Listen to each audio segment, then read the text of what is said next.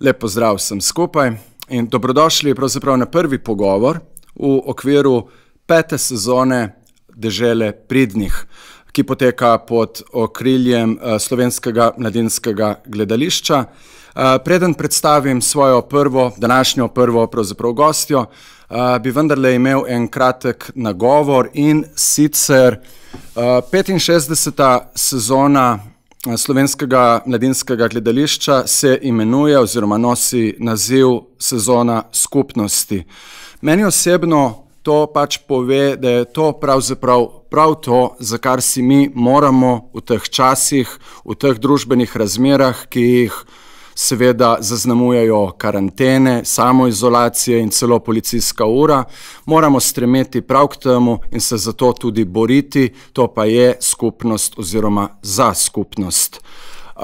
Rad bi omenil mogoče še to, na sami predstavitvi te 65. sezone Slovenskega mladinskega gledališča, ki je potekala, predstavitev je bila 2 meseca nazaj, sem jaz med govorom o tem, kako bodo potekale Dežele pridnih, med drugim tudi omenil to, da bodo to letošnjo sezono še bolj, vsaj kar zadeva moj doprinos, še bolj radikalne, da bomo razmišljali veliko več tudi o sami strategiji ali pač strategijah boja, upora, bolj kot smo to recimo počeli v letih prej. Nisem pa povedal, zakaj sem pravzaprav oziroma kako sem prišel do tega prepričanja in sicer bom to anekdoto oziroma ne anekdoto, se opravičujem, zgodbo delil zdaj z vami. Enkrat poleti po enem javnem dogodku, na katerem sem prisostvoval, se nas je zbrala ena taka pisana družba ljudi, bilo nas je 10, večine nisem niti poznal. To, kar jim je bilo skupno, je to, da so študentje in študentke. Zdaj, nekemu temu medsebojnemu spoznavanju je sledila sproščena debata oziroma neko sproščeno druženje, vse je nakazovalo na neko čisto običajno, bom rekel, zabavo, ki je bila pa na neki točki presekana s tem, ko smo se začeli pogovarjati o razmerah, o stiskah, ki jih te študentke in študentje doživljajo. Eden od njih je na neki točki se enostavno zjokal in to sicer ne zaradi sebe, ampak zaradi stiske siceršnje in duševne njegove prijateljice, ki doživlja popolno revščino. Zdaj, kar imam jaz, kar nekaj kolegic in kolegov oziroma tovarišic, tovarišev, prijateljic in prijateljev, ki so študentje, mi je veliko teh zgodb poznanih. Če jaz to primerjam s časom, ko sem jaz prišel v Ljubljano, to je bilo 20 let nazaj, stiske, ki jih mladi danes doživljajo, pač niso primerljive s tistimi, s katerimi smo mi bili soočeni, prvenstveno ne v takšnem obsegu. Tega je danes precej več, kakor je tega kadarkoli prej bilo v mojem spominu. In ravno to je pač vodilo v neko mojo odločenost, da moramo radikalizirati tudi mi nek javni jezik, javni govor in tako naprej, da moramo odkrito spregovoriti o teh stvareh in da se moramo začeti ukvarjati z rešitvami vseh teh problemov, ker mi nimamo družbene stiske, mi nimamo družbene krize, mi se spogledujemo že z družbeno katastrofo. Ena stvar je govoriti o družbenem, oziroma, govoriti o razrednem boju, je ena stvar, iti na proteste in kričati o razrednem boju, ampak se je treba hkrati zavedati, da pravzaprav smo že v razredni vojni. In te vojne nismo razpisali mi, ki nas označujejo za skrajne levičarje, temveč sloj najbogatejših prebivalcev proti vsem nam. In velik del tega bremena pada na mlade ljudi. Tako da biti v razrednem boju ni osebno prepričanje, ni stvar ponosa, ni stvar osveščenosti, ampak je stvar logike preživetja in pravzaprav osnovnega človeškega dostojanstva. In v tem pogledu pozdravljam Teo Jarc, predsednico sindikata Mladi Plus, še vedno tudi predsednico odbora za mlade pri Evropski konfederaciji sindikatov oziroma konfederaciji evropskih sindikatov. Iz vaše spletne strani, iz pogovorov s tabo, pa tudi sicer vem, da ste zelo aktivni v sindikatu Mladi Plus, da veliko delate zbirate podatke, osebne zgodbe ljudi, beležite stvari, ste zelo aktivni in vključeni v same te procese. Preden preideva na vse to, preden preideva na strategije nekega boja in upora in tako dalje, greva dati eno podlago, recimo temu, o čemer sem jaz zdaj govoril, kako slaba je pravzaprav trenutno situacija za mlade, kaj je pravzaprav korona še dodatno poslabšala, predvsem za mlajše generacije v preteklem letu 2020. Ja, najprej živijo in sploh hvala, da se lahko pogovarjamo o vseh teh izjemno pomembnih temah in res hvala za to iztočnico, ki oriše položaj mladih. Torej v bistvu osebne zgodbe, ki so vse skozi spregledane, preslišane, ki se nažalost premalkrat udejanjajo ravno v tem skupnostnem in v tem razrednem boju, ki si ga tudi ti omenil. Jaz mislim, da tukaj absolutno gre za razredni boj, mislim pa, da velikrat manjka razredna zavest teh posameznic in posameznikov, da gre torej za neko širšo sliko, da ne gre samo za stiske posameznic in posameznikov, ampak za sistemske probleme, ki jih ta generacija doživlja. In če te malo rišemo, torej, mladi so absolutno na trgu dela vedno v slabšem položaju. Recimo brezposelnost mladih je vedno višja kot v primerjavi z drugimi starostnimi skupinami. To je nekako znano dejstvo, s tem smo se nekako že vsi sprijaznili.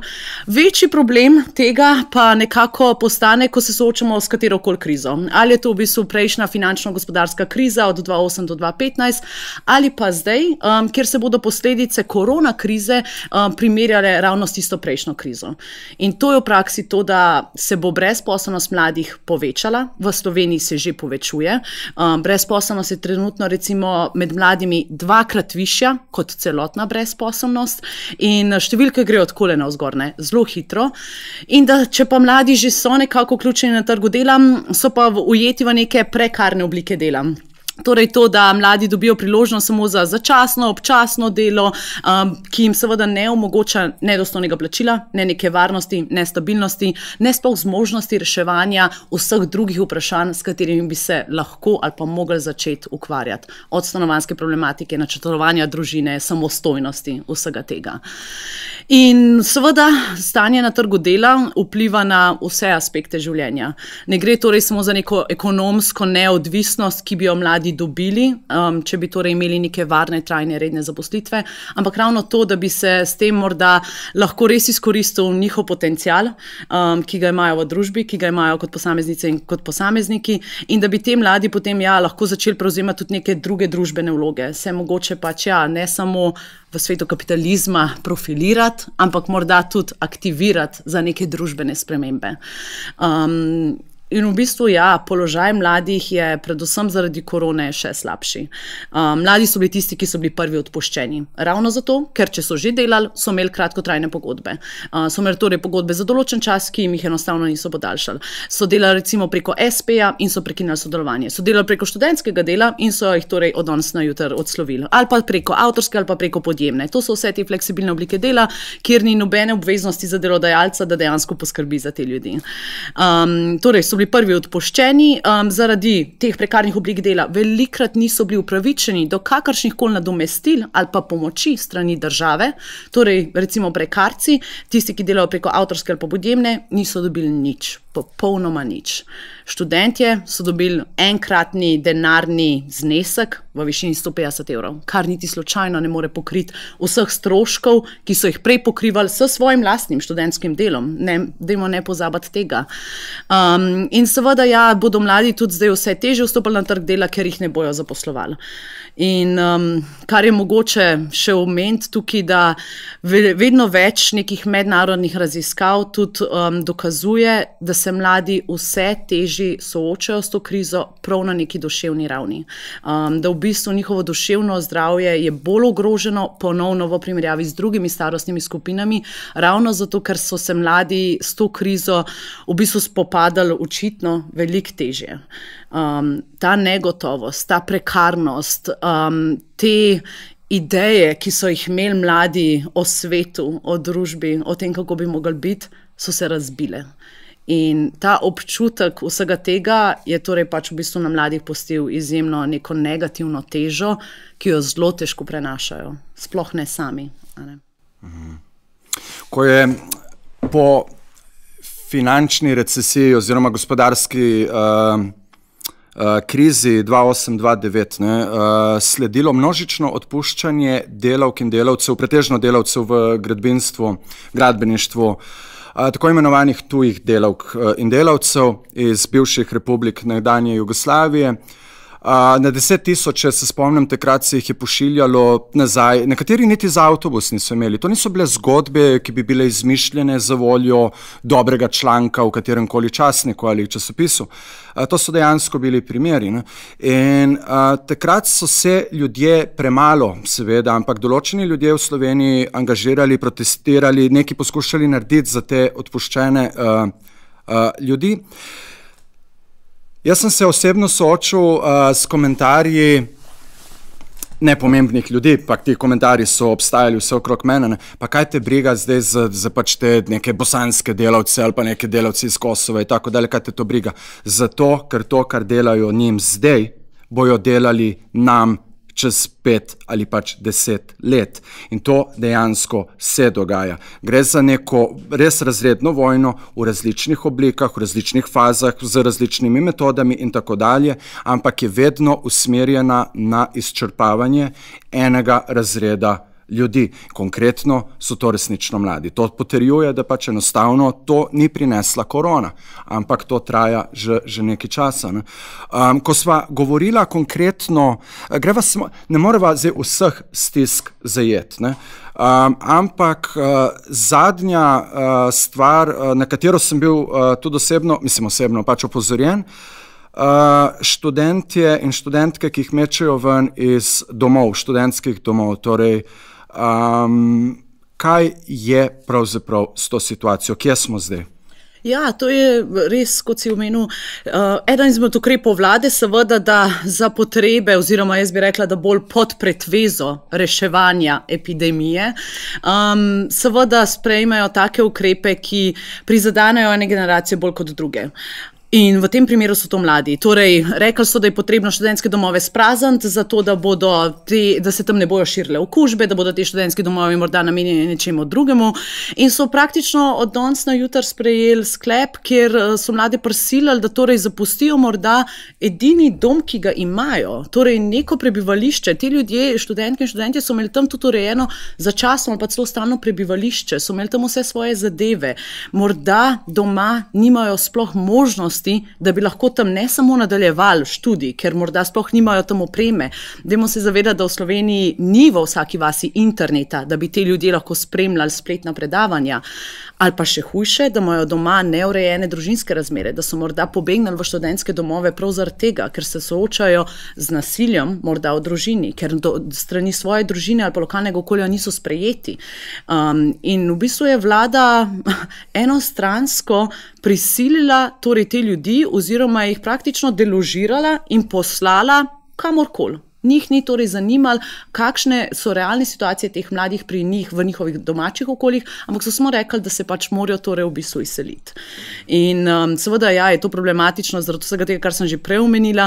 In na drugi strani kaže absolutno negativen odnos odločevalcev do te generacije. Študentski domovi oziroma ta ukrep je samo eden izmed niza večjih ukrepov ali pa izjav, ki jih je ta država namenila tej generaciji. Od tega, da smo bili mladi krivi sploh za širjenje okužb, ker so nas obtoževali, da smo neodgovorni, da se zabavamo, da smo mi tisti, ki širimo okužbe, do tega, da nas zmerjajo z delom mrzneži, da živimo na nekih privilegijih od države.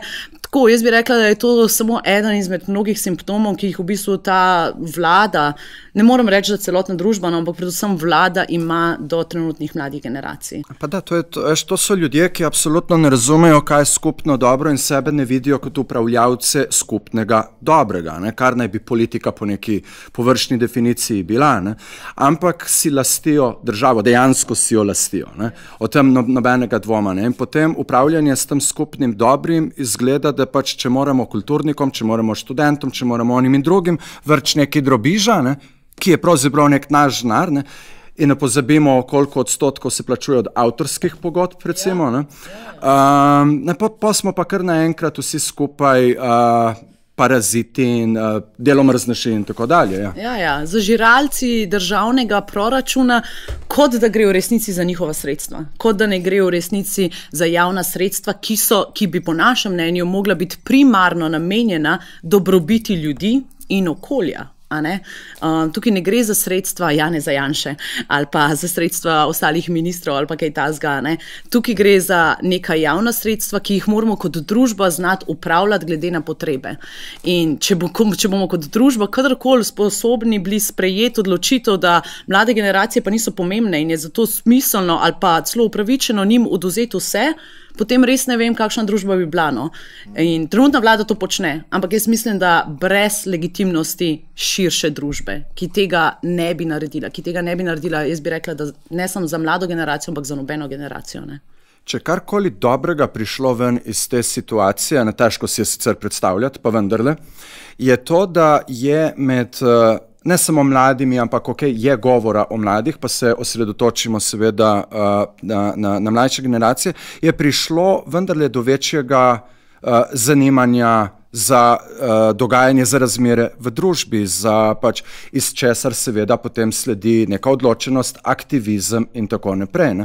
Tako da enostavno to je tudi nekaj, kar veliko slišim, da roko na srce, mislim, če to kacina bedira, je meni čisto vseeno, ampak še vedno se ljudje dobivajo po stanovanjih.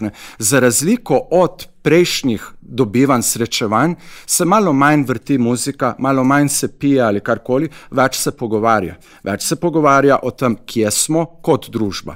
Mlajše generacije preiskujejo tukaj svojo pozicijo, svoj položaj in pravzaprav tehtajo se različne možne rešitve, kaj pravzaprav zdaj tukaj narediti, ker to daleč od tega, da bi bila takšna družba trajnostna, da nas vodijo dejansko, bodimo pošteni, najslabši ljudje, brez legitimnosti.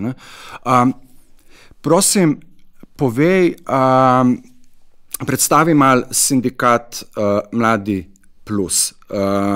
Zaradi tega, ker kot rečeno že uvodoma zelo ste aktivni, in prepričan sem pa tudi, da ljudje, ki nas bodo, ki gledajo recimo zdaj najin pogovor, vsi ne poznajo enakovredno sindikata. Pa recimo, s čim vse se ukvarjate, kakšen je fokus predvsem recimo v letošnjem letu?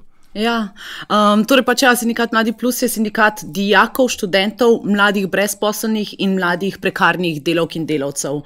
Ustanovljen je bil torej, leta 2011, v bistvu tudi kot neka posledica takratnih protestov okrog malega dela, ko so se torej študentje na eni strani in sindikati v resnici borili za isto stvar. In to je, da se ne razkroji trg dela, kot ga poznamo v bistvu še dan danes, in se takrat bori torej proti takratnim poskusom vlade, da bi uvedli tisto malo delo. Takrat so torej skupaj prišli študentje in sindikati in v bistvu ugotovili, da določene kategorije ljudi niso zastopane v teh najpomembnejših procesih odločanja. Sindikati smo namreč socialni partner, s tem imamo morda nek dostop do vseh teh procesov in da obstaja torej potreba zagovarjati tiste, ki so vse prevečkrat spregledani, neslišani, tiste, za katere se nihče ne zavzame. Torej ravno te, ki so v nekem prehodu iz izobraževanja na trg dela, ki so morda brezposelni ali pa torej še študentje ali pa dijaki. In v bistvu v vseh teh letih, torej 9-10 let, ko zdaj obstajamo, se je ta definicija nekako dopolnjevala s tem, da moramo pa vedno bolj prepoznati tudi, da je vedno več prekarcev. Torej vseh teh, ki so torej nekako na trgu dela, ampak nekje vmes. In se je torej v bistvu tudi naš sindikat rasel s tem, da smo vedno bolj začeli vključevati tudi prekarne delavke in delavce. In naš namen je torej združevati te mlade, torej kot sindikat smo seveda članska organizacija, torej jih najprej združevati in potem skupaj z njimi opredeljevati področja, kjer je potreben boj in se torej boriti za pravice teh omenjenih ciljnih skupin. Kolektivno, kar pač je primarno zasidranih itak že v sindikatih, da je edini odgovor na vse to možen samo preko kolektivnega boja. Hkrati pa seveda tudi na neki individualni ravni, ker seveda našim članicam in članom nudimo pravno svetovanje na področju kršenja njihovih pravic na trgu dela, ali karierno svetovanje, davčno svetovanje, kakršnokoli neko osebno svetovanje, to nudimo. Izvajamo različna izobraževanja, usposabljanja za mlade, tako po šolah, osnovnih šolah, srednjih šolah, fakultetah in pa tudi v bistvu v čist nekih javnih prostorih, kjer želimo mlade primarno izobraziti o njihovih pravicah in jih opolnomočiti, da jih prepoznajo in se potem zanje borijo. Da ne nasedajo na to, kar nam hoče neoliberalni sistem vtisniti v spomin že vrsto let, da moramo biti ponižni sužnji, ki smo praktično pripravljeni sprejeti karkoli. Ne, mi v to ne verjamemo. Mi verjamemo, da še vseeno imamo pravice in se moramo boriti vedno znova za nove pravice in jih tudi udejanjati. Tako da ja, pravna pomoč, izobraževanja, čisto seveda neke aktivistične akcije, ne bojimo se iti na ulice, na proteste, ko torej v bistvu nek dialog, ko sodelovanje v vseh teh nekih vladnih skupinah, v katere smo vključeni in seveda mi sodelujemo z odločevalci čisto na neki mogoče birokratski ravni, kjer pišemo predloge členov in nove predloge zakonov in nove ukrepe aktivne politike zaposlovanja. Seveda ja, pišemo tudi to, izvajamo zagovorništvo na vseh ravneh, ampak hkrati, ko vse to zataji, gremo seveda tudi na ulice in seveda na vse možne načine poskušamo torej opozarjati na vse te zadeve. In širša ideja v bistvu sindikata Mladi plus je torej spomniti ljudi na vse te vrednote sindikalizma, tudi razbiti določene mite, ki vladajo v sindikatih, da so mogoče sindikati neke strukture iz preteklosti, ki so bile relevantne samo za časa naših babic ali pa dedkov, mogoče naših staršev, da zdaj pa sindikati več ne odgovarjajo na trenutne izzive. To ni res. Jaz absolutno mislim, da se morajo sindikati modernizirati, da se morajo sindikati transformirati in jaz upam, da je sindikat Mladi plus, torej naš sindikat, v bistvu ravno način, kako to delati. S tem, da se torej bolj aktivno zavzema za neke marginalizirane skupine, da gre v stik s časom, torej v bistvu s tem neoliberalnim sistemom in s tem, da v bistvu delo ni nič več vredno in v bistvu ustvarja nove boje za čim širšo populacijo delavskega razreda. In torej v bistvu ja, mladim prenesti ta sporočila, te vrednote, jih opolnomočiti, jim vrniti vero v sindikalizem kot tak in ravno v to idejo nekega razrednega boja. To je to, ker ti si v intervjuju za Mladino opozorila oziroma izpostavila, v skandinavskih državah je vključenost v sindikate zelo visoka. Ko razmišljamo enkrat pravzaprav, kaj sindikati so, je treba vedeti, da v različnih državah različne stvari pomenijo. Preden prideva na Slovenijo. Skratka, po tvojem navajanju v skandinavskih državah je med 80 do 90% delavk in delavcev vključenih v sindikate. Recimo v Franciji bistveno manj, ampak je tam bolj do izraza vzpostavljen pač ta aktivističen boj oziroma protesti, ulične demonstracije in tako dalje. Zdaj, pri nas je v bistvu tudi Zala Turšič, ona je prejšnja predsednica sindikata Mladi plus, v intervjuju objavljenem na vaši spletni strani, ona pravi med drugim, kaj bi morali sindikati storiti, je seveda večno vprašanje, a zdi se, da se večinoma vsi ukvarjamo samo z gašenjem sprotnih požarov in da vedno zmanjka čas za resen razmislek o prihodnosti ter vlogi sindikatov v njej. V redu, jaz sem se to je ena stran, to je eno razmišljanje, ki je popolnoma legitimno in dobro tudi izraženo. Jaz sem se pred leti pogovarjal z enim od najbolj znanih, mislim, da slovenskih sindikalistov, to je Goran Lukić, in prav te teme sva premlevala. Ali so sindikati pri nas arhaizem, ali je boj kot tak na nek način izgubil smisel, ker te strukture obstoječe ne predstavljajo vse večjega števila nekih novih ljudi vključenih na trg delovne sile, tako ali drugače. Goran mi je izpostavil tudi eno stvar, ki je zelo resnična, in to je glavni problem, ki ga mi imamo, je ta, da se mladi pravzaprav niti ne zavedajo, kaj so delavske pravice. Ne samo mladi, tudi moja generacija je tu že pravzaprav nekako pozabila in na ta sindikalni boj, njegov pomen in na sam pomen delavskih pravic. Kako vi pristopate k temu? Ja, jaz se absolutno strinjam v bistvu tudi s tem, kar je seveda Zala rekla. Vse skozi toliko enega dela, poskušamo se odzivati na vse aktualne zadeve in časa za razmišljati o tem, kaj je vloga sindikatov v družbi. Ves ta razmislek še torej potiska na neke druge čase, ko bomo imeli mogoče več časa za ta razmislek. Kar je absolutno narobe, ker čas nas bo povozil. Vse spremembe, ki se dogajajo, bodo v bistvu nas povozile. Če mi bolj aktivno ne začnemo naslavljati potencialnega članstva in obstoječega, seveda tisti, ki so že noter, moramo delati z njimi, predvsem pa pač širiti te vrednote in pojasnilo, zakaj smo sindikati še vedno pomembni, potem bomo enostavno kot neka organizacija propadali. In jaz mislim, da je izjemno težko na nek način v teh časih ravno to početi. Posebej z mlado generacijo in recimo čisto na naših konkretnih primerih, posebej s prekarci. Kar mi tam vidimo je, mi poskušamo povezati prekarce in jim govoriti o tem skupnem boju, da bomo kolektivno lahko močnejši, bolj povezani in zaradi tega tudi uspešnejši. Ampak, ko se ljudje vsakodnevno v bistvu morajo boriti za to, da sploh preživijo, da vsak mesec v bistvu štejejo ostanke sredstev in študirajo, ali bodo lahko plačali položnice, ali bodo lahko šli, ne vem, na bolniško, če bodo zboleli. Nekje vmes je tista točka, ko ali te tako slabo stanje vrže v pasivnost in v to, da enostavno obupaš in se samo osredotočaš na lastno preživetje.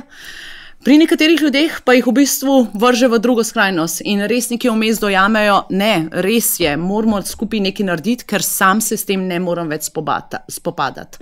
Ampak do tja je izjemno težko priti, ker te prekarci se konec dneva borijo drug proti drugmu. Zelo težko je pač pojasnjevati v kratkem času, ko poskušaš nekoga nagovoriti. Če bi imeli z vsakim 1 uro časa, ko moramo zdaj mitve, da se o vsem tem pogovarjava, je mogoče lažje. Ampak težko je pa nagovoriti te ljudi, ki so na trgu dela v konkurenci z ostalimi brezposelnimi, z ostalimi prekarci in v bistvu v njih vidijo torej nekega sovražnika, ki jim hoče speljati službo, zakaj je dober, da se s tistim človekom tudi povežejo. In to naslavljati, jaz bi si želela, da bi več sindikatov v resnici imeli to širino in bi se lahko osredotočali ravno na te teme. Ker mislim, da sindikalizem že dolgo se ne sme ukvarjati samo z konkretnimi razmerami na trgu dela oziroma s konkretnimi razmerami na specifičnih delovnih mestih. Naša vprašanja ne smejo biti vezana samo na delovni čas, na bolniško, na plačan prevoz na delo, na plačano malico in vse to. Seveda, absolutno moramo vedno zagovarjati te pravice, ampak v bistvu področje sindikalnega boja mora biti absolutno širše. In to so pa pač vsa različna področja, od seveda socialne pravičnosti, konec koncev davkov, davčne pravičnosti, enakopravnosti v družbi, reševanje seveda stanovanjskega vprašanja, konec koncev vprašanje demokracije, vladavine prava, vse to, kar nam je v bistvu danes toliko bolj ogroženo ravno zaradi oblasti, ki je nad nami. In mislim, da če bi sindikati torej prepoznali to svojo vlogo v tem širšem nekem polju, bi mogoče s tem tudi lahko bolj uspešno naslavljali širše množice. Ampak kot rečeno, je to res velikrat bolj pobožna želja, kakor pa neka realnost. No? Pa se, ampak veš, družbeni boj, kot tak, razredni boj recimo, ta z naše strani, ne ta vojna razpisana proti nam, poteka v različnih, seveda, absolutno samoumevno, pa vam za voljo debate to rekel naglasno, poteka na različnih ravneh z različnimi sredstvi in tako dalje in tako dalje. Sindikalni je ena od teh ravni, ena od teh plati. Škaj mene konkretno skrbi? Mene skrbi to, lani marca sem šel na nek pripovedovalski festival, bil sem tam povabljen kot gost v angleško mesto Leeds. To je na severu Anglije in tako dalje. In sem se pogovarjal z ljudmi o tem, kje je ta aktivizem, ki je bil nam navdih v 90-ih, drugi polovici 90-ih let in začetek 2000-ih. Ker Velika Britanija je bila za aktiviste, ne samo seveda v Sloveniji, ampak tudi širše, res dober navdih. Tam mogoče sindikalni boj ni toliko prisoten. Imela si pa kampanje, kot so Reclaim the Streets, protivojna gibanja, ekološko ozaveščena gibanja, gibanja za feminizem in tako dalje. In jaz sem se s svojimi sogovorniki tam v Licu pogovarjal, namreč edina debata, ki smo jo imeli ob pivu, je bila Brexit. Kako so vsi naveličani Brexita, kako se vsi bojijo, dejansko bojijo, kaj to pomeni za njihovo državo, kakšna je sploh prihodnost njihove države in tako dalje. In tako dalje. Sem rekel, kje je pa ta vaš naboj, kje je ta aktivizem, vi ste bili na navdih, kje je zdaj to? In što niso bili mladi ljudje, s katerimi sem se pogovarjal, starejši od moje generacije, recimo. In so rekli, glej, mi moramo vsak mesec plačati račune, mi nimamo več časa. To je ta vojna proti nam, ko ti vzameš ljudem možnost pravzaprav, da se temu posvetijo in tako dalje. Kako pravzaprav v takšnih okoliščinah mobilizirati ljudi? Lahko sem še eno stvar tukaj dodam, da ne mislim to popolnoma sarkastično, morda bo tako zvenelo, ampak ni. Na nek način morda itak, da je slabo, sve, da je slabo, ampak potegnimo nekaj dobrega ven iz te Janševe vlade, pa te korone, oboje se prekriva. Kvečjemu je to pospešilo neke procese v naši družbi. Stvari so priplavale na plano in so trenutno veliko bolj očitne, kot bi bile, ker namreč prav to počasno puščanje krvi je to, kar mene skrbi. To je to, kar vidimo, ko odpustijo delavce v neki tovarni in so 5 let pred penzijo, pred pokojninsko dobo, ko enostavno nimajo več moči, ko so toliko zlomljeni, da bi se uprli, in mislim, da je to ta agenda usmerjena proti nam. Zdaj pa živimo v nekem času, kjer je lažje morebiti mobilizirati ljudi. Ja, absolutno. Jaz mislim, da ravno to, kar si to omenil, torej ta nek prikriti pritisk, kjer se vseeno dogajajo zelo slabe zadeve in grdobije, ampak ne tako zelo očitno, vseeno je dopuščal torej to neko tančico, da se mogoče ni tako slabo, ker če počasi odpuščaš, če počasi fleksibiliziraš trg dela, če počasi narediš mogoče kakšen ukrep za brezposelne mlade, ampak ne pa celostno rešaš, se s tem ustvarja torej ta privid tega, da nekaj se počne. Ampak seveda ta fleksibilizacija trga dela, to ni kriva samo zdajšnja vlada, to ni krivo mogoče samo prejšnja kriza. To se dogaja v bistvu že več let in se strinjam, da je to enako slabo, kakor mogoče ko je to zelo očitno. In jaz vidim v resnici tudi priložnosti v tem, ko pa imamo tako vlado, ko imamo ekstremne desničare, ko imamo populiste, ko dejansko pač to postaja bolj vidno tudi tistim ljudem, ki prej tega niso tako dobro zaznali. Mislim, da je to priložnost ravno za ta boj. Zato, da ljudi dobesedno razjezi. Ker mislim, da ta jeza je lahko koristna in ta jeza se more v bistvu osredotočiti na to, kaj bomo s to jezo naredili, zato da bomo dosegali nekaj, kar želimo. Ljudje ne smejo biti na pol zadovoljni, po pravici povedan. Zato, ker potem se mogoče nikoli ne bojo aktivirali. In kakorkoli je to mogoče grdo ali pa škoda reči, včasih morajo iti stvari na slabš, zato da grejo lahko potem na boljš. In mislim, da zdaj smo ravno v teh prelomnih časih. Ampak kot rečeno, je pa res, to ima vedno dva pola. Ni nujno, da če bodo vsi ljudje odpuščeni, če bodo zaradi tega jezni, da se bodo vsi izmed njih aktivirali. Nekateri bodo zaradi tega padali v pasivnost, v obup, v depresijo, nekateri zaradi tega enostavno ne bojo imeli časa se boriti, zato ker bodo se cele dneve, vsako minuto svojega življenja namenili preživetju, torej životarjenju, to ni življenje. In nekje vmes se moramo zavedati, da aktivizem je privilegij. Je privilegij tistih, ki torej imajo čas, da se lahko grejo aktivizem. Privilegij tistih, ki mogoče imajo nekako finančno zaledje ali pa vsaj vejo, da bodo redno dobili plače, da se lahko torej v bistvu v svojem prostem času posvetijo uličnemu boju ali pa čemarkoli že. Ljudje, ki so na robu, tega časa nimajo in nimajo ne energije in velikrat tudi seveda nimajo znanja. in nimajo v bistvu sploh teh socialnih krogov ljudi, ki bi jim pri tem pomagali. In vprašanje je torej, kako narediti ta preskok, kako torej priti do vseh tistih in jih opolnomočiti in jim pomagati, da bi se lahko v bistvu dvignili s tem, da se pač povežejo z ostalimi. No. Ampak res v praksi je to vedno težje. No. In mi se vedno znova sprašujemo, torej, kje bo tista točka preloma, ko bo to res jezo spremenilo v aktivizem. In ne vem, ali smo že blizu te točke preloma, ali jo bomo zelo malo dosegali, ampak do zdaj še nismo, po mojem. Že. Jaz dobro vsekakor se približujemo. Recimo, ko govorimo o aktivizmu kot privilegiju, de facto da, razumem, to so popolnoma nekako logične, samoumevne stvari v naši družbi, pa vendarle ne. Primeri iz drugih nekih področji tega sveta nam kažejo druge primere, ki ne zmanjšujejo pomen teh prvih. Recimo, ko pride do te točke, bom dal primer bolivijskega mesta Cochabamba iz, mislim, da leta 97-98.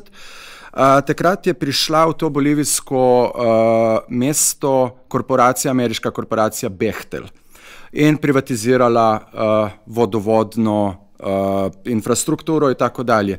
Čez noč, tako rekoč, so dvignili kako se reče temu, ko plačaš vodo? Položnice. Okay. Da poenostavimo, da se zdaj na ključni točki ne lovimo in tipamo za določene besede. Skratka, vodo so podražili za 400% čez noč. Hkrati so prebivalcem mesta prepovedali zbiranje deževnice, kar so počeli od vekomaj. Takrat so ljudje zasegli, ki niso imeli nikakršnega privilegija, ampak prišli so do te točke, o kateri se tudi ti sprašuješ, prišli so do točke, da so zasedli upravno stavbo tega vodovodnega podjetja, ki ga je privatizirala firma Bechtel in izobesili napisan na eno rjuho, na katerem je pač pisalo, bolje je umreti za nekaj, kot živeti za nič. Od te točke konkretno smo mi pravzaprav zelo daleč, bi si jaz upal trditi. Pa vendarle, ko poslušamo ljudi, ki pravijo, veš kaj, po mojem ni dovolj ljudi na ulicah, ker nam gre še predobro. Jaz mislim, da je to ena bolj infantilnih razlag, ki je absolutno ne morem sprejeti, ne morem ji dati nobene kredibilnosti, kajti s takšno razlago samo podaljšujemo agonijo, samo odlašamo, na videz odlašamo neizbežno. Ja, absolutno. In jaz tudi, kot rečeno, vedno znova se sprašujemo, kje je ta točka. Dajmo se mogoče tudi spomniti slovenskega primera 2012, ko so se začele vse slovenske ostaje. Takrat je bil ta tipping point, so bili v bistvu radarji v Mariboru, ki so bili postavljeni. Zadeve so šle že prej slabo. Kriza je bila na vrhuncu, brezposelnost je bila najvišja. V Mariboru na lokalni ravni so se dogajale različne mašinerije, županom in vse to, ne bomo šli zdaj. Ampak kar je ljudi privedlo do tega, da grejo, pred občino, da, kurijo tam zadeve, so bili radarji, ker so rekli, to je pa tisto, kar je pa preveč. Ne boste nam tega, nekako vzeli. Pa pač po mojem ljudje seveda... Ni šlo za prehitro vožnjo, če se jaz pravilno spomnim, je bilo to, da je župan direktno imel nek interes v tem podjetju, ki naj bi dobavilo te radarje. Skratka, vemo točno, o čem govorimo. Ne zato, da bi ljudje hoteli objesno hitro voziti in zaradi tega. Tako da res je vedno znova vprašanje, ki je ta točka. In se strinjam, jaz mislim, da razlogov za to, da gre več ljudi, za to, da gremo konec koncev vsi na ulice, imamo že zdaj dovolj. Ne potrebujemo mi dodatnih razlogov, ker stanje ni dobro. Zdaj samo, a se tega zavedamo in na drugi strani, a verjamemo, da lahko s tem bojem nekaj spremenimo. To pa je potem to drugo vprašanje, a ljudje verjamejo, da imajo to moč, a ljudje verjamejo v ulico, a ljudje res verjamejo v demokracijo in bodo zaradi tega šli. Ker tist, ki seveda vidi kot recimo proteste, kot nek nesmisel, najbrž ne bo šel, tudi če mu mogoče ne gre tako zelo dobro. Tako da jaz mislim, da morata biti oba dva predpogoja postavljena, torej da se zavedamo, nekaj ni v redu, ali ne gre nam dobro, ali narobe je, da vlada krade, da je v korupcijo vključenih vedno več ljudi, da je vsak mesec nova koruptivna afera, torej, in mesec, pa drugo, teden. Ja, teden v resnici.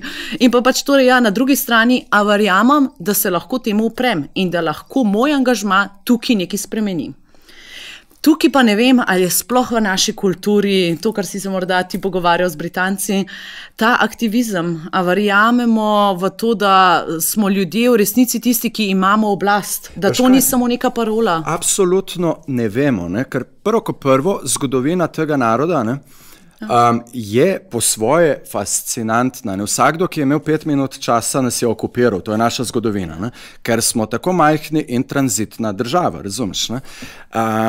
Po drugi strani, imamo svoj jezik, ohranili smo se in imamo neko bogato zgodovino uporov. To niso bili samo kmečki upori, to so bili Trubar, Prešeren, Cankar in tako naprej. In partizanski boj, Tigar in tako dalje. Ampak, ko govorimo o Sloveniji, o slovenskem aktivizmu, jaz mislim, da nismo imeli še te priložnosti, ko bomo mi dejansko hočem reči, nimamo referenc direktnih, na katere bi se lahko navezovali, razen 2012, kar meni osebno je že dovolj svetu primerne. Bili so tudi prej množični protest, mislim, da leta 2005, ki so ga organizirali sindikati proti enotni davčni stopnji, 40.000 ljudi v Ljubljani. Primeri obstajajo, Zdaj, ali je v naši kulturi to, da smo slovencelni, slovenčki in tako dalje, jaz bi si upal trditi, da v bistvu, da ne vem, ampak verjamem pa, da smo sposobni nekega družbenega eksperimentiranja, recimo tako. Ja, absolutno, da vsaj je potencialno to. Jaz ne vem, če bi lahko živela v tej družbi, če ne bi verjela v to. Ravno to, da spremembe so mogoče in da jih lahko kot posameznica in posamezniki in širše kot nek kolektiv v resnici udejanjamo te spremembe, da smo, ne vem, sami zgled, da vedno znova kritično opozarjamo, da vsaj poskušaš konc koncev, ker kaj pa ti ostane, če vsaj ne poskušaš? Itak, to definitivno in videli bomo, pravzaprav težko je napovedovati, kako se bodo stvari razvijale. To so ti nočni pogovori, ki jih imamo. Kaj bo spomladi, kaj bo enkrat, ko bo konc policijske ure, kaj bo pol, kaj bo ono, drugo, tretje, pač ne vemo. Dober primer, radarji, tega nihče ni videl. Jaz sem videl, jaz sem malo zamudil to slovensko vstajo, ker sem ravno ta urnik usode, ravno se odpravljal v Gazo. Ampak sem bil pa na prvem protestu v Ljubljani, kjer sem videl Green Dragonse, ki so kričali Maribor, s tabo smo.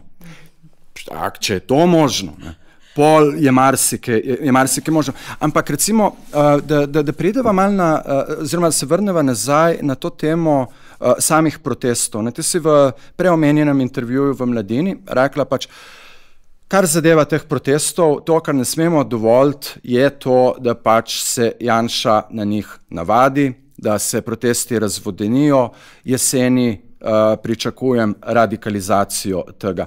Jesen se ni zgodila zaradi seveda drugega vala covida, to je popolnoma jasno. Ampak kako recimo ti ocenjuješ to grobo rečeno polovico protestnega dogajanja v Ljubljani, ki je sama po sebi, tega pol leta samo po sebi je to že precej fascinantno. Ja, tudi to je nekaj, kar je popolnoma novega za ta narod, torej da v bistvu, danes je že 30. teden, ko se to pogovarjava, da že 30 tednov aktivno poteka neki protest proti seveda vladi oziroma strahovladi Janeza Janše. Od tega je bilo, 26-27 teh kolesarskih protestov, res množično, zdaj pa seveda zaradi zdravstvenega položaja ljudi ne moramo več vabiti ven, jih ne želimo ogrožati njihovega zdravja, tako da nekje vmes smo seveda sprejeli odločitev, da se pač upor nadaljuje na drugačen način. In jaz mislim, da je mogoče zaenkrat še zelo prezgodaj evalvirati, kaj so neki dosežki tega. Absolutno glavni cilj teh protestov je bil vse skozi, vlada Janeza Janše mora pasti. Ljudje si zaslužimo nove volitve in to, kar se dogaja, ni sprejemljivo. ta cilj seveda še ni dosežen. Jaz upam, da bo, ne samo zaradi protestov, ampak tudi seveda zaradi kakšnih drugih zadev, zaradi kakršnega koli pritiska, ki lahko zdaj pride.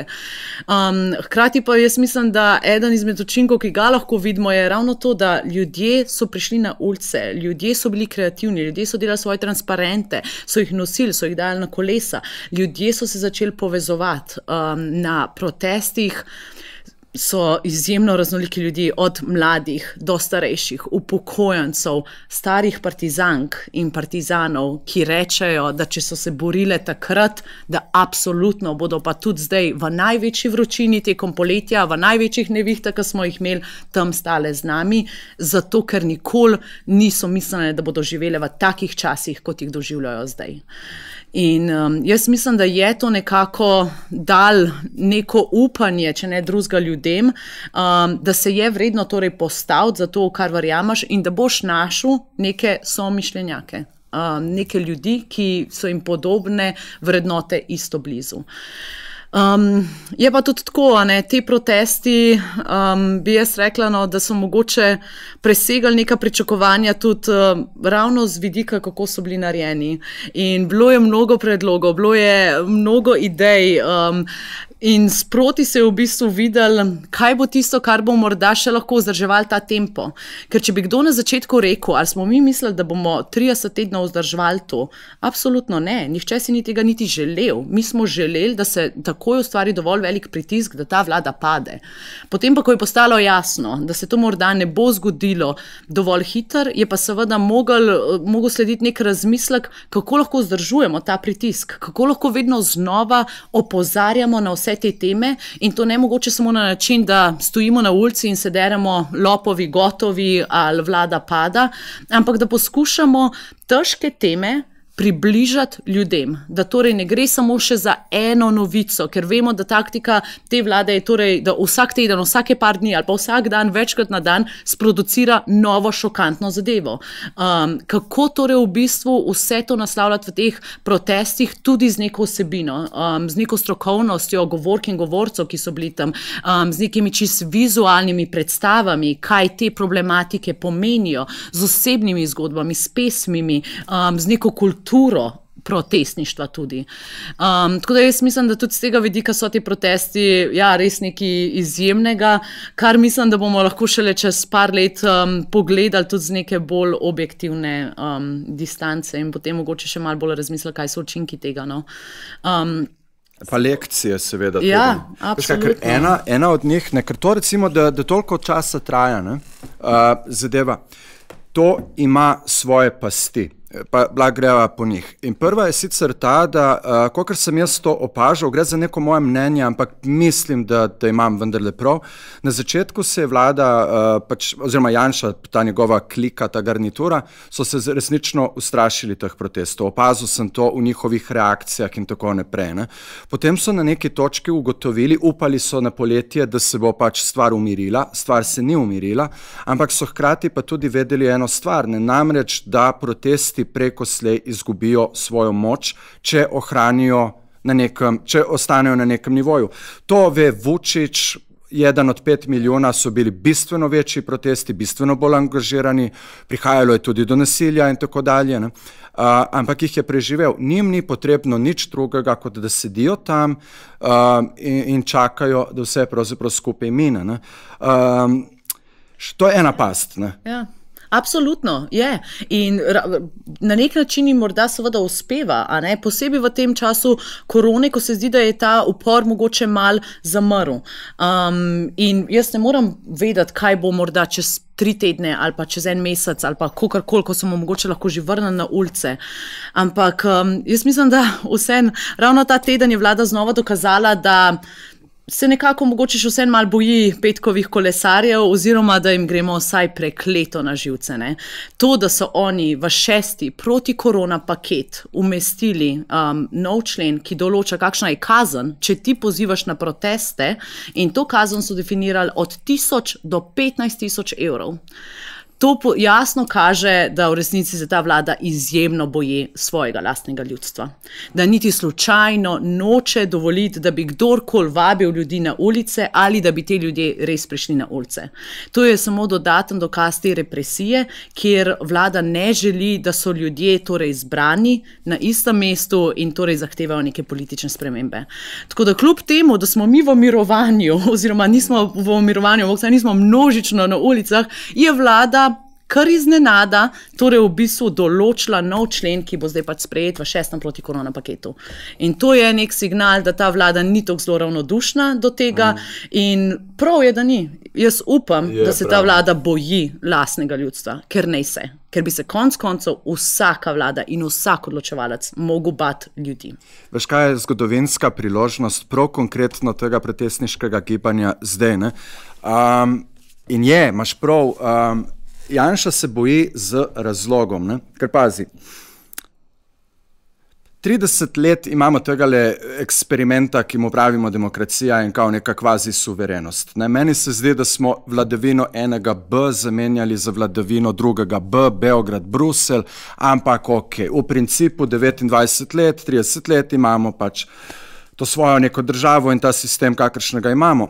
V vsem tem času je on imel eno vlado s polnim mandatom. Ne? Druga, ki je bila niti polovico, je padla v pričo protestov pač, ne? Torej slovenske vstaje. Če bi ta padla tudi, se on znajde v popolnoma nezavidljivem položaju, namreč zakaj? Skrajno desne stranke po Evropi, veliko njih financira Rusija. Janševe SDS ne bo. Zaradi tega, ker se Janša Rusom zameril leta 2014 ob vojni v Ukrajini, izrazito zameril, s svojim briljantnim tvitanjem. Ravno tako je izgubil podporo desno-sredinskih, desnih, konzervativnih strank, recimo v Nemčiji in drugod po Evropi. Dejansko nima nekih političnih botrov onkraj višegrajske skupine, ki je sama po sebi pravzaprav nek čuden eksperiment, ki ima po mojem zelo kratek rok trajanja. Če bi njemu ponovno padla vlada, to bi pomenilo, da on v 30 letih je imel samo eno vlado, če nimaš vsaj 2 zaporednih, ne si pa non-stop prisoten v tem političnem prostoru, koliko veljaš. Potem ti pa še 2 vladi zapored padejo. Ne? To je nekaj, kar bi pravzaprav moral biti res fokus tega gibanja, da ga res zrušimo, ker bi potem morda on se izkazal tudi kot popolnoma neuporaben za botre iz višegrajske skupine. Ne? Ja, seveda, točno to.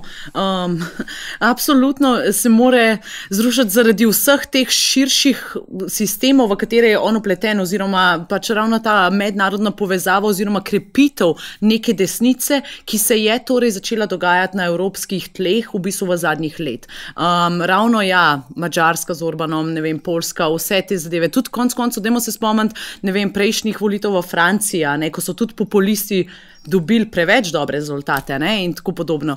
In iz tega vidika je seveda potrebno rušiti vse te voditelje, na drugi strani pa tudi čisto zaradi nekih nacionalnih zadev. Dajmo se zavedati, da vsak dan vlade Janeza Janše prinese toliko škode, da tudi, če bomo imeli mi v bodoče dobre vlade, vprašanje, če bodo oni lahko popravljali vso to škodo. Koliko se zdaj v resnici napada nevladne organizacije, kulturo, koliko hitro se politično kadruje, se menja kadre, menja torej položaje, združuje neke agencije, privatizira zdravstvo. Vse to so v bistvu neki procesi, za katere se jaz bojim, da tudi če dobimo najbolj socialno vlado, ki bo torej nasledila Janeza Janšo, ne bodo oni upali ali pa ne bodo želeli ali pa ne bodo znali toliko posegati v vse te podsisteme, kjer pa se Janša brez kakršnih koli zavor v bistvu vmešava vsakodnevno. In zato je v bistvu vsak dan te vlade škodljiv res za v bistvu celotne aspekte javne, sploh javne klime, no, in pa vseh javnih podsistemov. No. Ne, absolutno, mislim, če bomo dobili neko socialno vlado, oziroma vlado s socialnim čutom, ampak zares socialnim čutom, ok? bo to po mojem prva leva vlada v tej državi, ne? Odkar jo imamo. Ker za moje videnje teh stvari je vse vlade do zdaj so bile neoliberalne, ergo desne, po definiciji desne. Je pa res, ne, da ta vsakič, ko dobi oblast, res pretirava. Z vsemi stvarmi, ki si jih navedla. Te zadeve smo pravzaprav doživljali že 2004-2008 in potem seveda 2012 in tako dalje in zdaj ponovno, ne. Ampak on si zasluži nek spomenik, ker, meni se zdi, to je zdaj malo zajebanci, ampak, veš, ljudje ga vseeno malo narobe razumejo. On ne deli toliko narod, kot ga pravzaprav združuje. Največji protesti v Sloveniji, 2005 Janša na oblasti, 2012 Janša na oblasti, zdaj 2020 Janša na oblasti. Okay? Tako da nekaj simbolnega bi mu morali postaviti, češ hvala ti, ker pravzaprav vendarle režeš to svojo desnico, ne, tudi znotraj stranke, nas pa združuješ, ne, morda ljudi in skupine, ki sicer med seboj ne bi prišle tako hitro skupaj. Ne. Ja, točno to in mislim, da tudi pač večkrat slišano na teh petkovih protestih je bilo točno to, kdo je organizator teh protestov. To nisem jaz ali pa to niso ostali posamezniki in posameznice, ki smo mogoče malo bolj vidni. Glavni organizator je Janez Janša, ker je on vse te ljudi pripeljal na ulico. Tako da zdaj upam, da bo tudi on plačal te kazni, ki jih bodo uzakonili, ne. Ker pač ja, on v resnici... Ta res ni slaba, ne, jaz se lahko sklicujem na ulici, kdo me je pozval sem, ali pač napišem nekam, pozval me je Janez Janša zaradi tega, ker pač... Ker je napadel medije, ker je napadel kulturo. Mislim, edini razlog, zakaj jaz pridem vsak petek na ulico, je samo Janez Janša. Ne zato, ker bi me kdo drug organiziral, ali zato, ker bi jaz kogarkoli drugega organizirala, ampak samo zaradi tega, kar on počne. Tako da na nek način se strinjam in na nek način jaz upam, da je to res priložnost, torej, da se ne vem, tudi mogoče malo umaknejo na stran vsi te umetno ustvarjeni konflikti, ki so nam jih torej poskušali preosiljevati. Da torej ja, res ne bo več konfliktov torej med mladimi in starejšimi generacijami, da bomo skupaj torej na ulici se borili za boljšo prihodnost za vse. Ali pa, da ne bo torej ja, konfliktov med redno zaposlenimi in prekarnimi delavci ali pa brezposelnimi. Ker pod to vlado gre vsem slabo, a ne? Dajmo se torej skupaj boriti. Da ne bo konec koncev umetno ustvarjeni konfliktov, ne vem, med našimi in tujimi, a ne? Ko bomo dojeli, da če presežemo vse to in se mi združimo, potem ja, lahko mogoče tudi tako vlado zrušimo, no. Je še ena past tukaj, še ena delitev, ne? To je ta zadnja past, na katero sem rekel, da bom opozoril, morda, mislim, da zadnja. So delitve, ki se porajajo potem tudi znotraj gibanja. Ne? Samo, da bomo popolnoma jasni, govorim o protestniškem gibanju, o kolesarjih in tako naprej, o tem zdravem jedru, ne govorim o nekih delitvah napram Ladislav Troha in podobno. Skratka, samo, da smo popolnoma nejasni. Erik Arik McBay, dolgoletni kanadski, prvenstveno okoljevarstveni aktivist, ne, je pač letos izdal 2 knjigi, Full Spectrum Resistance, volume 1, volume 2. V prvi knjigi, prvo sem prebral, v njej pravzaprav analizira družbeno-civilna, militantna, radikalna, različna gibanja iz zgodovine in iz celega sveta. Ne? In na podlagi tega prihaja do nekih pač zaključkov. Ne? To se mi zdi kot zares dobro čtivo, ne zato, ker sem zdaj prebral to knjigo, ampak ker je ena od definitivno boljših, ki sem jih kadarkoli prijel v roke. Ne? Ena stvar, na katero on opozarja in vleče tukaj številne zgodovinske primere, je, da ko neko gibanje ne doseže tistega cilja, za katerega se bori, ali nekih ciljev, k katerim stremi, se začne obračati samo vase in sledi razdor. On to imenuje horizontal anger. To pomeni v prostem, oziroma dobesedno prevedeno, horizontalna jeza. Jeza, ki je bila prej usmerjena gor, se nekako porazdeli potem med posamezniki in posameznicami ali pa med določenimi skupinami, ki ustvarjajo to neko raznovrstno gibanje, kjerkoli že to gibanje je. Ne? Ta past vsekakor obstaja tudi pri nas. Kako to preseči? Ja, mislim, da je to odlično vprašanje za ravno to ekipo ljudi, ki smo mogoče malo bolj angažirani pri teh petkovih protestih. Seveda neke frustracije, ko torej 30 tednov že to poskušaš v bistvu naslavljati, se pojavljajo. Tudi zaradi tega vidika, ker te naše skupine so tako raznolike, da prej mi nismo nikoli delovali skupaj.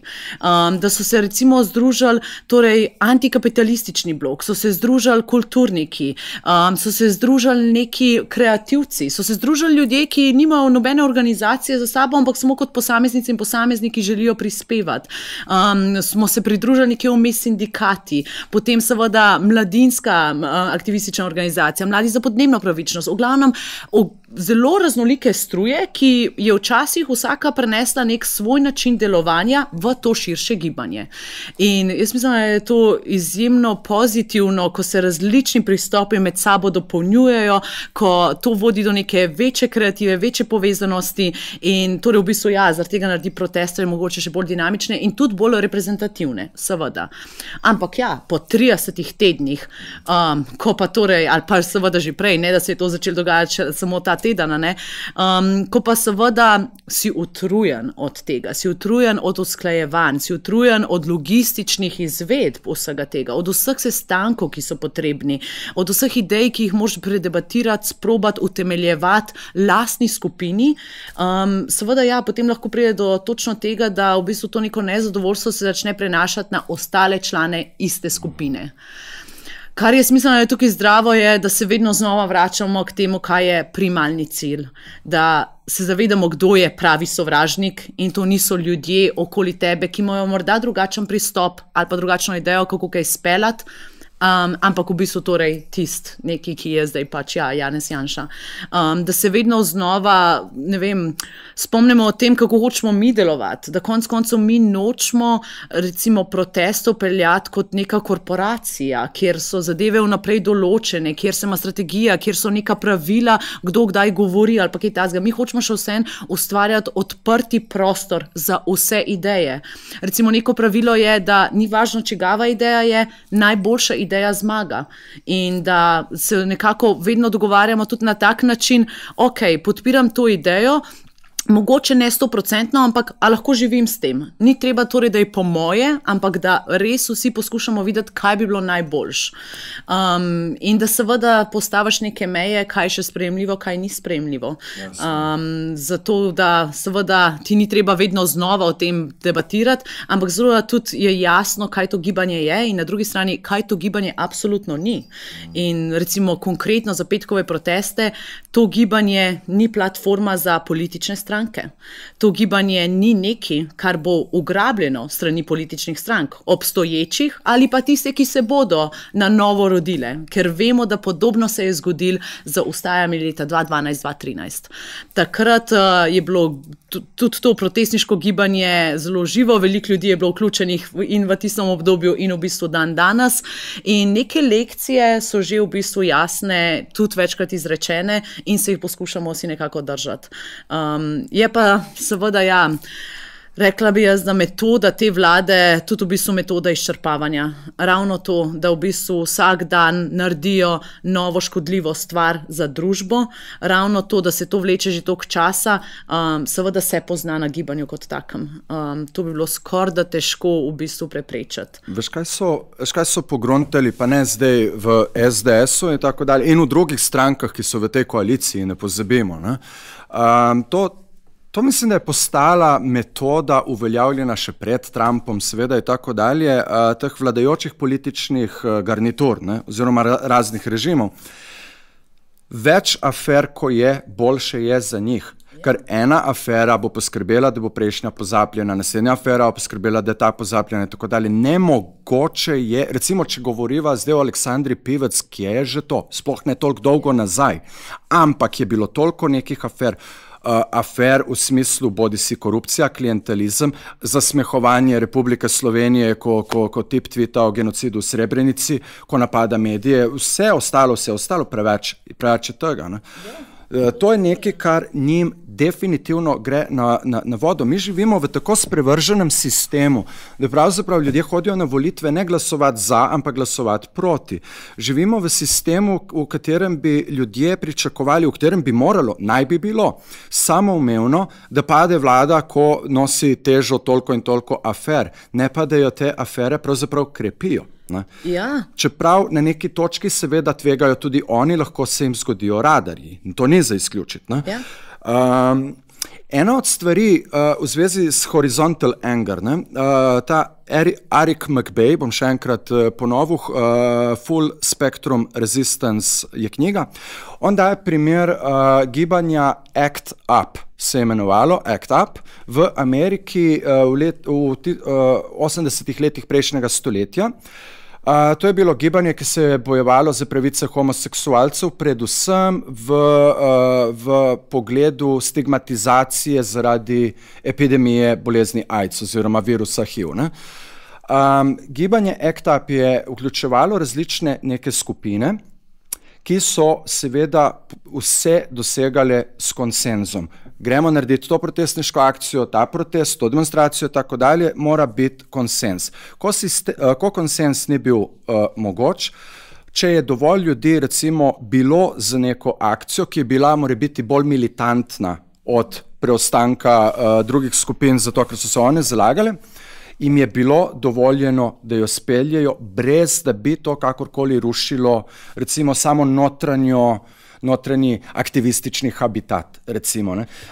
In je, mora biti, rabimo tudi mi v Sloveniji pogledati onkraj pač naših lastnih izkušenj in videti, kako so sorodna gibanja v nekih drugih okoliščinah, v nekem drugem času, pravzaprav šla skozi iste stvari, ker na koncu smo vsi ljudje v 30 tednih in tako dalje. Ja. Popolnoma razumemo, o čem govoriš. Da. Ja, absolutno. Mislim, da moram takoj prebrati tole knjigo in jo dati vsem ostalim članom, ravno zato, da se nekaj naučimo od podobnih gibanj, ki so vse to že dala skozi. Ja.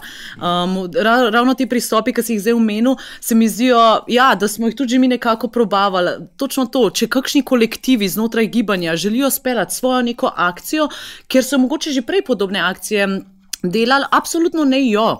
In ni treba, da obstaja neka centralna enota, ki kontrolira vse. Še mogoče je toliko bolj zanimivo, če se, ne vem, na različnih področjih pojavijo kar neke nove zadeve, za katere tudi mi ne vemo. Včasih je seveda dobro to povezovati, zato ker je lahko učinek večji, pa je potem fino, da smo informirani, zato da to potem povežemo, ali pa če ne drugega, da vsaj ne delamo podobnih zadev ob isti uri ali pa kakorkoli, ampak ravno to, da je še vse neka raznolikost tudi prisotna, jaz mislim, da je dodana vrednost pri vsem tem, ker kot rečeno, jaz mislim, da nihče ne bi ustrajal 30 tednov, če bi vsi ti protesti izgledali enako in če bi to bilo samo stanje na ulici in da se deremo, vlada pada, lopovi gotovi ali pa kakršenkoli slogan bi si že izmislili. Jaz mislim, da ta kreativnost, ki jo lahko doprinesejo ali posameznice ali pa različni kolektivi, ker imajo nek drugačen pristop pri delovanju, je v bistvu dobrodošla ne samo zato, da dajo oni lahko nek izraz lastnega boja v to gibanje, v to širšo sliko, ampak tudi za vse, ki morda to samo vidijo ali pa so pač v bistvu mogoče malo bolj pasivni akterji predvsem v tem. Ena od stvari, ki je bila meni tako osebno najbolj všeč pri teh protestih, je prav ta kreativnost. To je to, kar se je zelo dobro videlo že leta 2012, 2013, pač Slovenska vstaja in tako naprej. To je bil festival in v marsičem seveda ti protesti, to protestniško gibanje sledi, kar ena od stvari, ki mi je res všeč, je ta kreativnost in je ta humor. Ker mi dejansko smo v nekem konfliktu z ljudmi, ki prepričan sem humorja nimajo. Nimajo zdravega humorja in tako naprej. In s humorjem se jih da recimo in ponižati na nek način ali pač opozoriti, da se sami ponižujejo. Ne? Humor je tak, ki pravzaprav tudi deluje kot kot neka dobra mobilizacijska stvar, se meni zdi, pritegne ljudi, ne? Ker če bi tam, če bi bilo vse skupaj morbidno in vse skupaj bi se naskakovalo, neke ograje, teatralno seveda in tako dalje, to ne verjamem, da bi kamorkoli privedlo. Ne? Ta kreativnost pride velikokrat v teh časih do izraza in to je nekaj, na čemer je treba graditi. Druga stvar, ki me pa tukaj zanima, je pa, kaj pa konfrontacija? Neke direktne akcije, naredili ste jih cel kup, ampak da ne bomo zdaj šli skozi vse skupaj, so izjemno dobre, izjemno duhovite, nekatere domiselne, nekatere zelo družbeno kritične, konkretno imam v mislih blokada Petrolove črpalke bencinske pompe na Tivolski. Ena meni najljubših. Kaj ni, ta je bila odlična, ta je bila fenomenalna, da. Ja, ravno to, ravno to kombinacija tega, seveda petki, kolesarjenje, množica, absolutno, ampak vmes pa gverilske akcije, kjer se lahko hitro odzovemo, morda samo skupino 15 ljudi na neko izjemno perečo tematiko in združimo torej različne pristope k temu. Takrat je bila konkretna blokada Petrola, konkreten poziv k bojkotu, kar je torej direkten napad, torej na kapital, na Petrol, hkrati pa pač v bistvu to izpeljano na vizualno zanimiv, humorističen način. In pač seveda je to tudi rezultiralo v tem, da je seveda prišla policija, vse te zadeve, tako da tudi pač neka konfrontacija s policijo konec koncev. Ampak ravno to, zakaj ne bi iskali nove načine, kako to opozarjati, ker če bomo mi napisali, ne vem, še eno politično pismo, zakaj je narobe, da je Vizjak kupoval delnice Petrola, če bomo napisali še en status na Facebooku, še en tweet, seveda se vse to naredimo, ampak mogoče nima toliko učinka, kakor ga je imela ta akcija, ki je bila vizualno zanimiva za medije, so jo zaradi tega sploh pokrili, kar enega našega protestnega pisma najverjetneje ne bi. Ljudi so s tem začeli ljudje so mogoče se s tem malo bolj zamislili, sam res to se je zgodilo, ne smemo kar spregledati, da se je vse to dogajalo. In s tem je dosežen že mogoče nek večji način, oziroma nek večji doseg, vsaj do ljudi, bi jaz rekla, in do tega, da tudi vedno znova kažemo, ne, nismo tega spregledali in ne, to ni sprejemljivo, ker v tej vrsti teh afer, ki jih oni producirajo, kot si prej rekel, je nemogoče slediti, njim gre to dobro, oni od tega profitirajo, da vedno znova ustvarjajo škandalozne zadeve in škodljive in poskušamo pač res jim niti za trenutek ne dati občutka, da je ta strahovlada nova normalnost v tej družbi, ker ni in ne sme postati. A ti lahko nekaj osebnega povem glede strahovlade, teh ljudi, oziroma kdo stoji iza te strahovlade. Ponavadi ugotoviš zelo hitro, da so največji strahopetci tisti, ki streljajo prek Twitterja in tako dalje. Ampak, ker sem jaz naredil, 6 let nazaj en dokumentarni film, Koalicija sovraštva, ki ni bil všeč SDS-u, ne takrat, ne danes in nažalost je še kar aktualen. Skratka, mene so napadali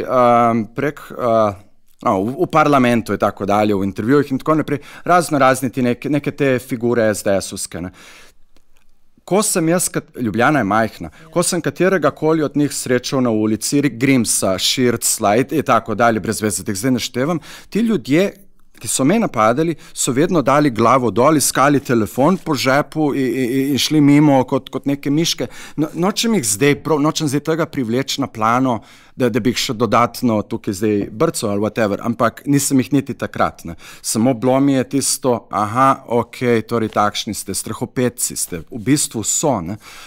Konfrontacija v smislu tega, da se ne mi konfrontiramo, oziroma ne konfrontacija v smislu nekega spopada s policijo.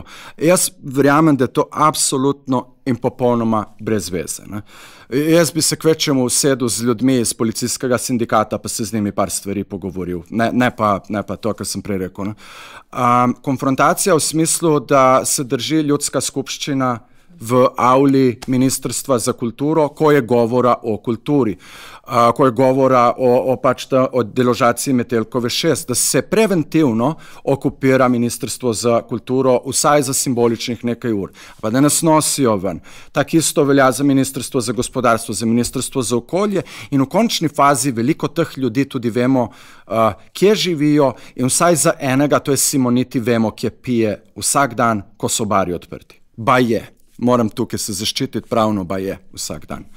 Baje, pogosto. A veš, tako da, v smislu konfrontacija, zato sem prej začel iz sebe. Ne vem, če je bilo zdaj toliko primerno, da zdaj tukaj o sebi nekaj govorim, ampak hotel sem dati neko izkušnjo, ki je moja osebna, ki se je zgodila večkrat in sem vsakič iz nje potegnil eno in isto stvar, da ti ljudje pač, dokler se te ne bojijo in bojijo se te že samo, če si ti fizično prisoten tam, v nekem skupnem prostoru, te bojo poniževali. Bodo nam govorili paraziti, naj mi to reče v faco. Naj Linčič tam mladim reče, da so budale njim v oči. Naj nam to rečejo. Bomo se potrudili pa prišli do njih. Simoniti baje ne podpisuje, ne vem, če to še vedno velja, ne podpisuje odločb samozaposlenim na področju kulture. Pa dobro, on živi v Ljubljani. Ja. No, sej mislim, da bomo politično korektni in pravno zaščiteni. Baje se je ravno pred domom Simonitija pred parimi tedni pojavil nek grafit, ki ga je torej pričakal. Tudi pač ja, konkretno na področju kulture mislim, da so zadeve šle precej daleč, no? Ravno s to neko protestniško akcijo polite krvi oziroma rdeče barve pred ministrstvom. Na to se je odzval, ignoriral je pa vse peticije, ki jih ni bilo malo. Iz tega se nekaj naučimo, brško ne. Ja, in očitno tudi tisto, kar sem povedala poleti z idejo, da se bodo zadeve radikalizirale, očitno je potrebno točno to. Očitno je potrebno stvari radikalizirati in ja, s svojimi telesi se pač postaviti neki, morda res kaj okupirati, morda v resnici ne odstopati, tudi fizično ne, dokler se nekaj ne spremeni, imeti bolj direktno konfrontacijo, ker kot rečeno, po 30 tednih, ja, lahko vedno znova probavamo zadeve, ampak zakaj ne bi bile te tudi ene izmed njih? Zakaj ne bi probavali vedno nove stvari?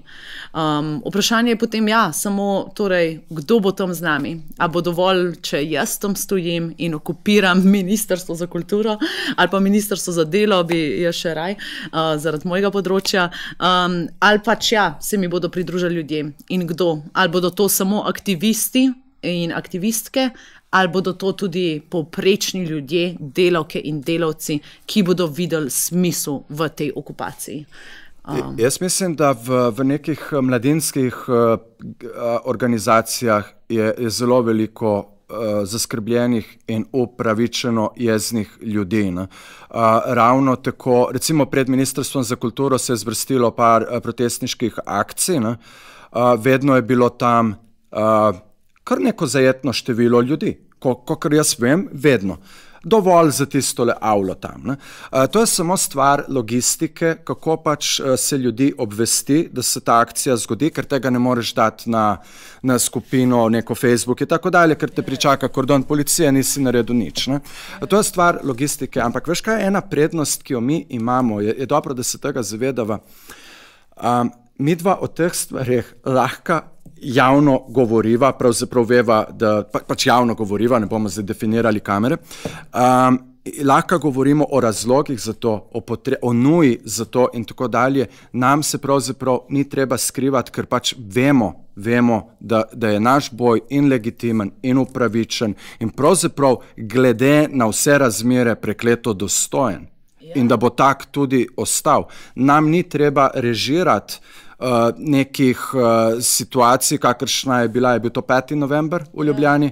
Nam ni treba novačiti neke ljudi in tako naprej in tako dalje. Mislim, da so bili tle spet Green Dragonsi prisotni. Da ne bo se to malo konfuzno izpadlo, prej sem jih omenil, v povezavi z Mariborste Bojsem smo. To sem jaz prepoznal, kar neki Green Dragonsov niso pa prišli kot organizirana skupina. Tukaj je zdaj vprašanje, kdo vse je bil za tem protestom. To ni bil niti protest, bodimo iskreni. To je bila provokacija. Veš kaj je po mojem njen namen? Nam poslati sporočilo. Jaz mislim, da so tukaj pravzaprav tudi malo vadili, kako se vključiti, kako narediti sranje za recimo naslednje te neke proteste.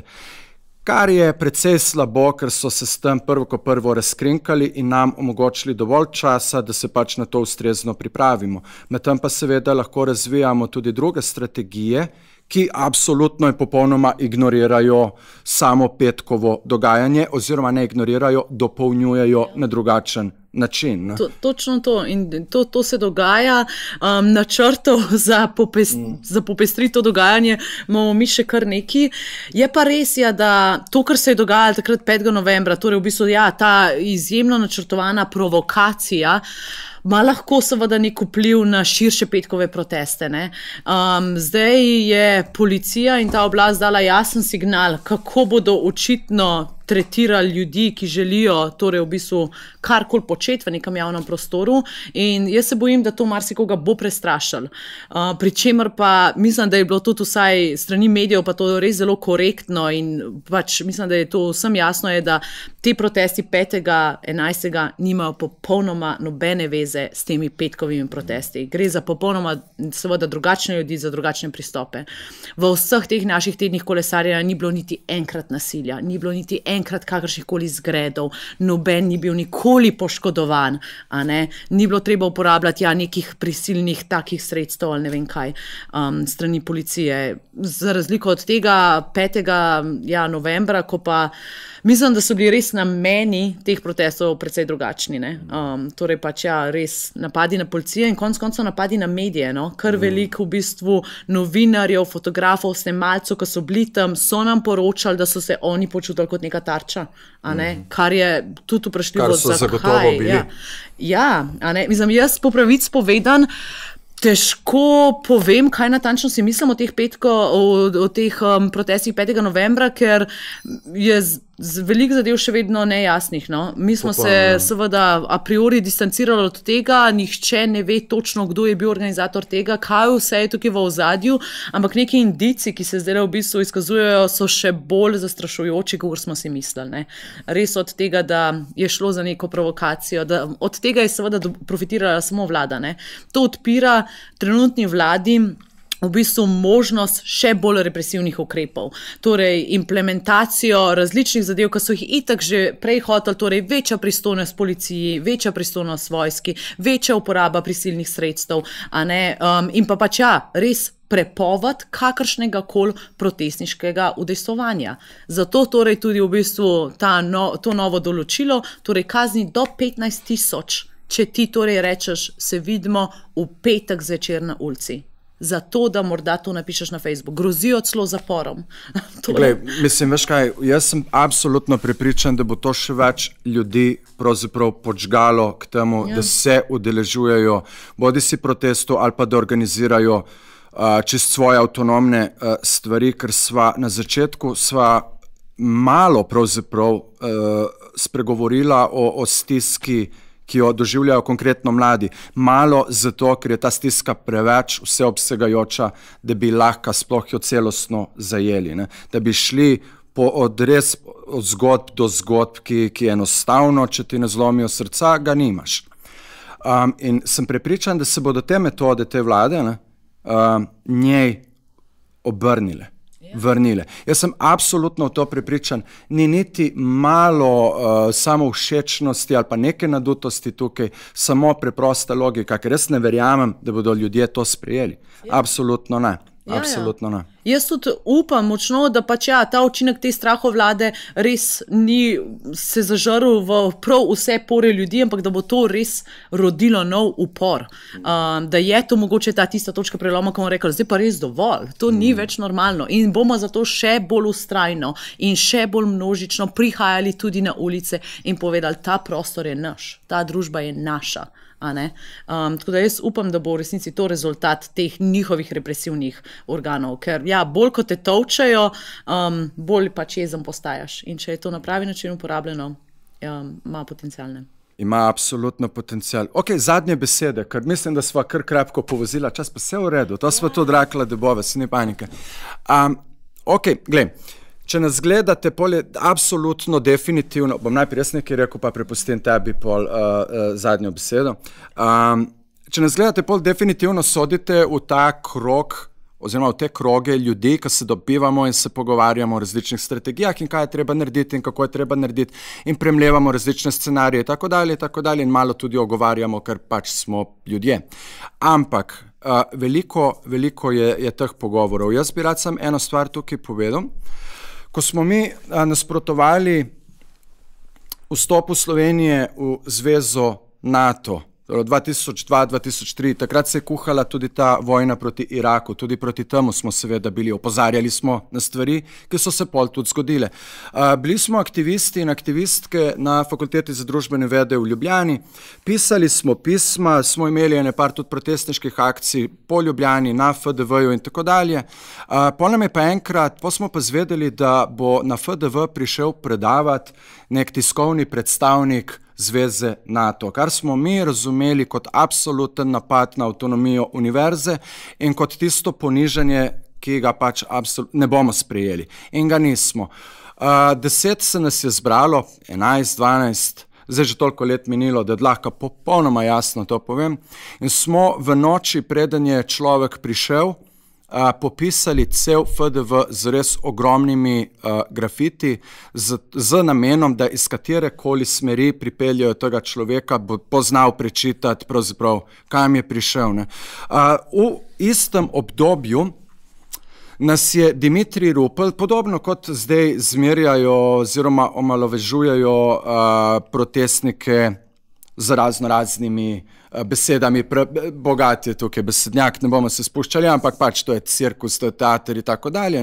Za nas je takrat še vedno večni zunanji minister Dimitrij Rupel rekel, ti anti-NATO skeptiki, to je neka mala skupina zmedenih ljudi in tako dalje. Morda številčno res nismo bili tisti, ki smo bili predani aktivisti in se temu posvečali na dnevni ravni, morda številčno nismo bili v stotinah, bilo nas je pa dovolj, da smo izdelali par ducatov ogromnih transparentov na rjuhah, mislim, da dolžine neke 3-4 metre, širina 2,5 metra, to se je izdelovalo tedne in potem smo se dali po 4 v en avtomobil, 4 avtomobili in smo v eni noči obdelali cel tale avtocestni križ, kot se mu reče, in iznad vsakega nadvoza izobesili pač en ta transparent. Če si se ti vozil iz Kopra v Maribor, so te spremljali različni, in to je tudi to, kar je bilo dobro, različni slogani, zakaj ne v NATO in zakaj vojna proti Iraku, pravzaprav polomija in Pandorina skrinjica. In smo s tem ustvarili videz, da nas je pravzaprav veliko več, kot nas je bilo. Javnomnenjske raziskave so pa tudi pritrjevale, da nas je pravzaprav veliko. To so akcije, ker če se že dobivamo in če že premljevamo, kaj je treba narediti, dovolj je par ljudi. Nas je bilo pri prvi 10, 11, pri drugi na koncu 16. Dovolj je, da se pač neke stvari narediti, moramo radikalizirati te stvari, ker to, kot rečeno na začetku in s tem zaključujem, te razmere v tej družbi resnično niso trajnostne, niso niti vzdržne. Niso niti vzdržne in niso vredne našega dostojanstva in ga teptajo in kršijo na vsakem koraku. In je pravzaprav ne vse odvisno od vlade Janeza Janše, koliko bomo mi to prenašali, pa dokdaj, ampak je v veliki meri to odvisno tudi od nas. Zdaj pa še ti, Teja, prosim. Ja, težko bo zdaj parirati temu, super zaključku. Ja, ampak mogoče res sam to, da zadeve so tudi širše. Tudi mogoče, če ni bilo dovolj jasno, izrazito to povedano, tudi te protesti, torej petkovi kolesarski protesti, ali pa naš sindikat Mladi Plus, tukaj ne gre v resnici samo za boj proti Janezu Janši. Gre zaradi trenutnih razmer, kjer smo, kjer je on predsednik vlade, ki gre absolutno predaleč. Ampak kako jaz vidim boj, je pa torej v bistvu nek širši boj za širše družbene spremembe, za neke alternative, ki morajo obstajati ne glede na to, katera vlada je tam. Ne glede na to, ali bo morda trenutna vlada padla jutri, ali pa mogoče ne bo padla, ali pa bo padla čez en mesec, ali pa bo morda celo končala ta mandat. Jaz mislim, da je torej v bistvu se potrebno zavedati, to, da je boj, kakršen koli boj za neke alternative, za neke ideje, ki jih imamo, potreben in da ne bo ta boj res raznolik, ne ima različne pristope, ne bo radikalen, ne gre v bistvu čez meje tega, kar mogoče na prvo žogo mislimo, da je še sprejemljivo. Dajmo torej v bistvu neko svobodo temu izražanju in v bistvu vztrajnost, da so te boji ne samo potrebni, ampak nujni v teh časih. In ja, jaz bi si pač želela, da v bistvu vse to prispeva v bistvu nek torej ta kamenček v ta mozaik tega širšega boja, ki pa upam, da je torej res ta razredni boj. In bo torej tudi na dolgi rok, ne samo s to vlado, ampak tudi z vsemi bodočimi vladami, ker jaz absolutno ne mislim, da če vlada Janeza Janše pade, da pol pa mi nehamo protestirati. Ali pa da potem bo pa vse v redu. Ne bo. Tudi takrat bomo mogli ta boj nadaljevati. In ta boj ne bo torej v bistvu razredni boj, boj za socialno pravičnost in v bistvu pač tudi za podnebno pravičnost. Absolutno, Teja, izjemna ti hvala za vse. Pravzaprav, v bistvu sva tovariša, ne morava si zdaj govoriti drug drugemu hvala, ampak vendarle vem, da si ful zasedena in si vzela čas. Hvala ti za vse, kar si povedala. Pa je, dobro je bilo. Tako da, jaz upam, da vam je bilo všeč in tako dalje. Pustimo zdaj ta zaključni protokol. Skratka, to je bilo to. Dežela pridnih je odprta. Danes je bila z nami Teja Jarc, predsednica sindikata Mladi Plus. Naslednjič se bom pa pogovarjal z Saro Štiglic, predstavnico organizacije Mladi za podnebno pravičnost, in pa z Larsom Podkrajškom iz organizacije oziroma iz mladinske aktivistične organizacije. Tako da vidimo se kmalu.